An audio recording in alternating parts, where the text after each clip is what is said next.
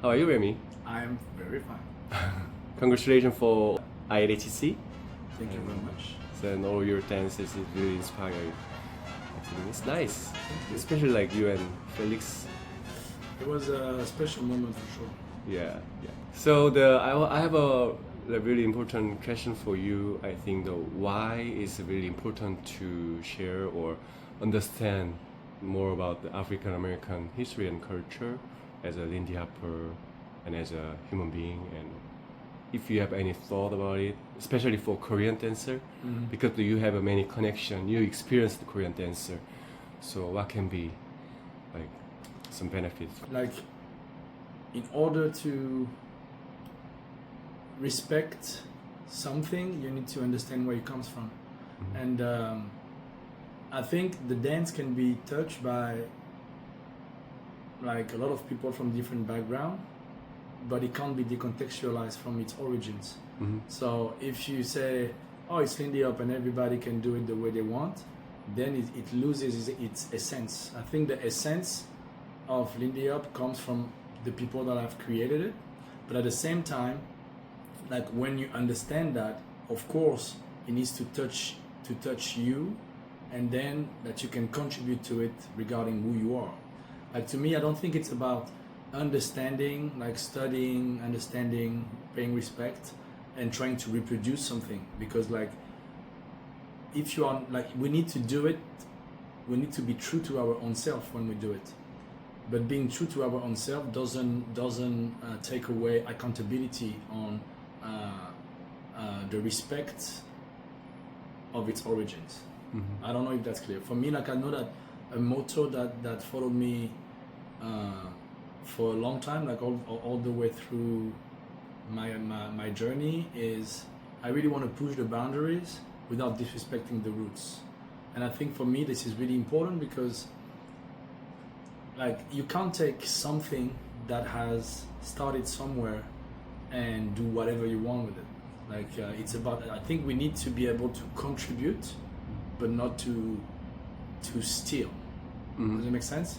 So in order to be able to contribute, we need to be accountable in paying respect and knowing the history of it. As simple as that.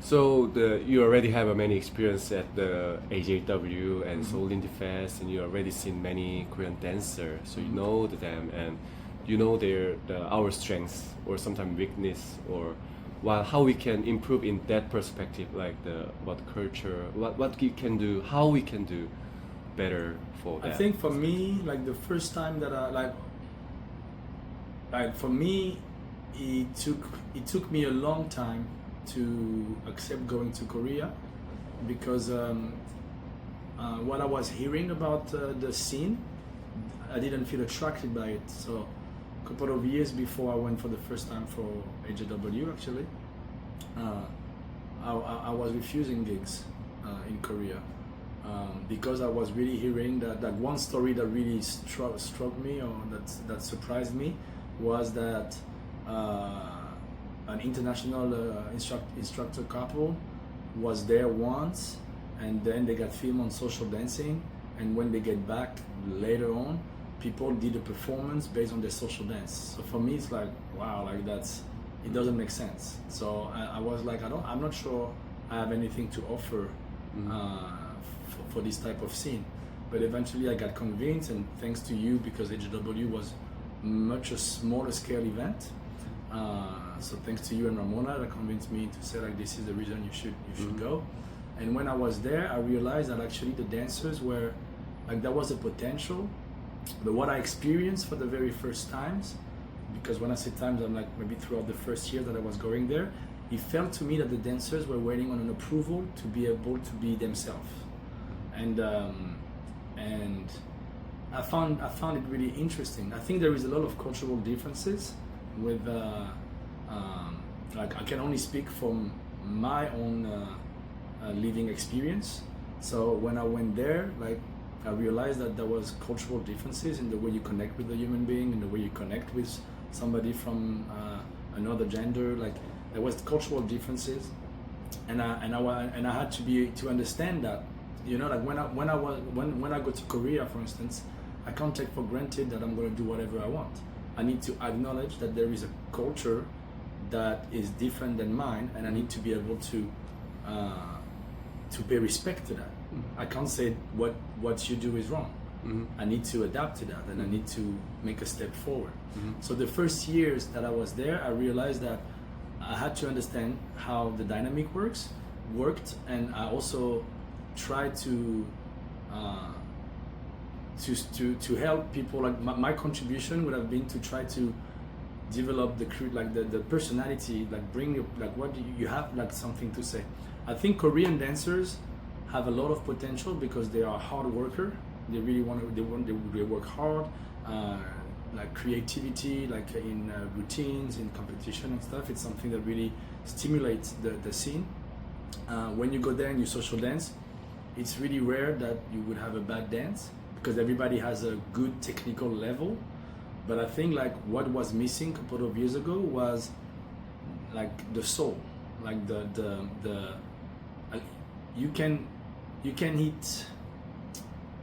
you can eat good food, but if you add some special flavor or special spices, like the small little details that makes the little extra, is something that is more than just the good ingredients. And I think Korean dancers have the good technicality ingredients, but what was missing for me was the soul, the flavor, the spice. And throughout the years, I saw that growing, mainly throughout creativity, like within the process of choreographing, performing, and competing. And I felt like at some point, I really felt like there was like an unlocking point where they didn't shy away to show who they were. You know what I mean? And show the a lot, like for me, like the group routine, especially the group choreographies, were really inspiring. Because I saw something that was unique from there, and maybe that's that sense of community. Maybe that sense of like when I saw, for instance, the Korean like the Seoul team in like a competition event with a team battle, like Korean went with like they represented who they were. By doing Lindy Hop, but also by adding their own special flavor. And I think that is really, really important. Again, I feel like the Korean scene, the Korean dancers are very talented. There is a lot of potential. What I would say is like what is lacking is the soul. Like, you know, like you can have a dancer that is good, but that lacks soul. So like you know, we have there is the word soulful, and that is really actually a person talked to me about a dancer this weekend here at ILHC and said like, yeah, this person is really good but not soulful, and it clicked to me because I was like, that's the perfect word. There is a difference between technically good and able to do stuff and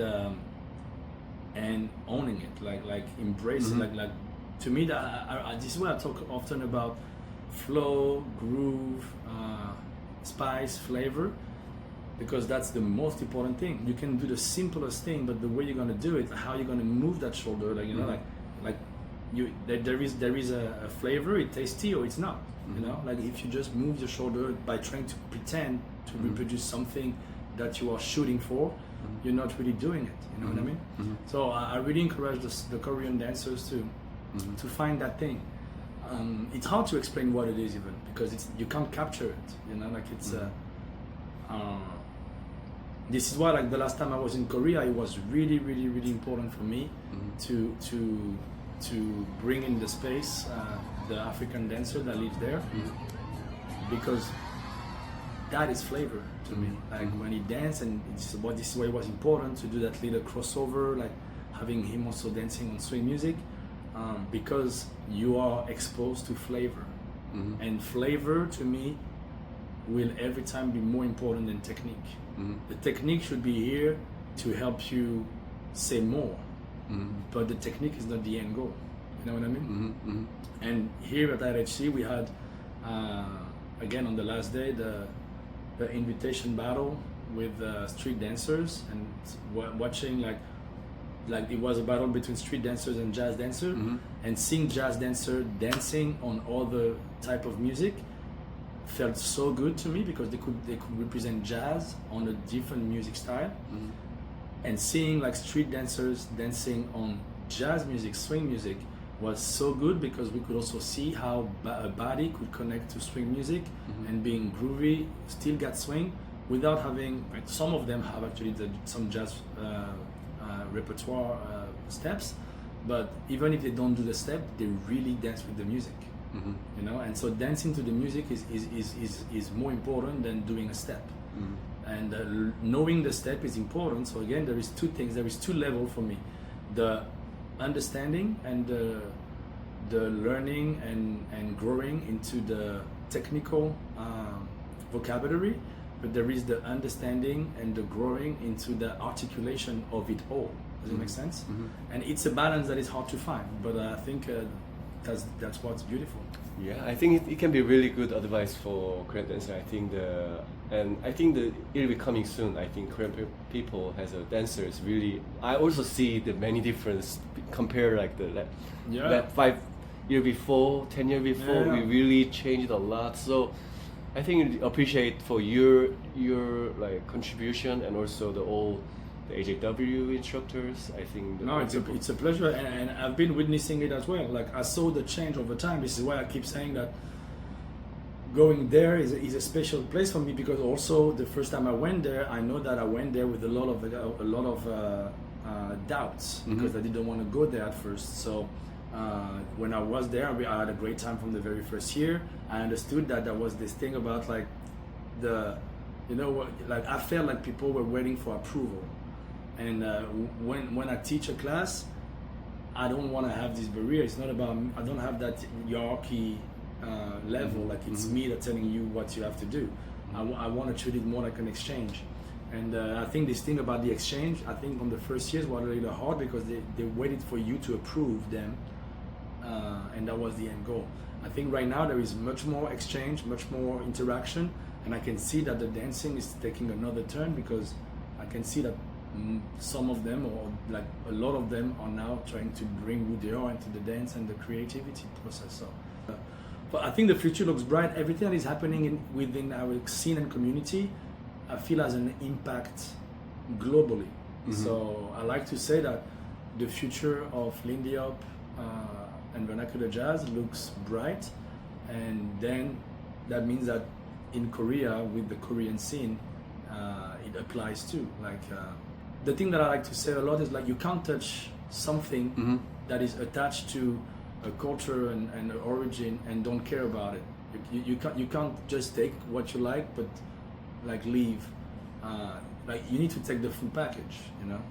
And again, I repeat, like I'm French. I'm not even African American. Maybe throughout my living experience, I find similarities and connection with this energy of swing dancing, but I'm not from there, so I would never understand. The only thing that I can do is like doing it, like trying to embrace the energy, to respect how people would approach it back then. But we're in 2024, so I believe that for me it would be a waste of time if I would only try to copy what was done in the 20s, 30s, and 40s.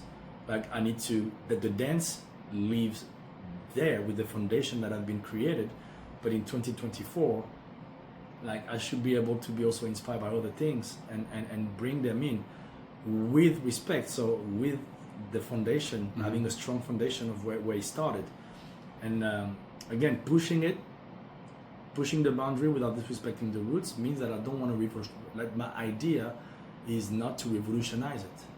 If you want to make something new, the risk is that you're stretching it and it doesn't look or taste like it is. You know what I mean?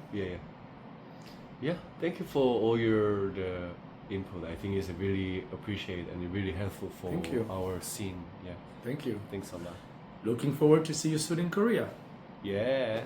Soul in the Fest. Soul in the Fest.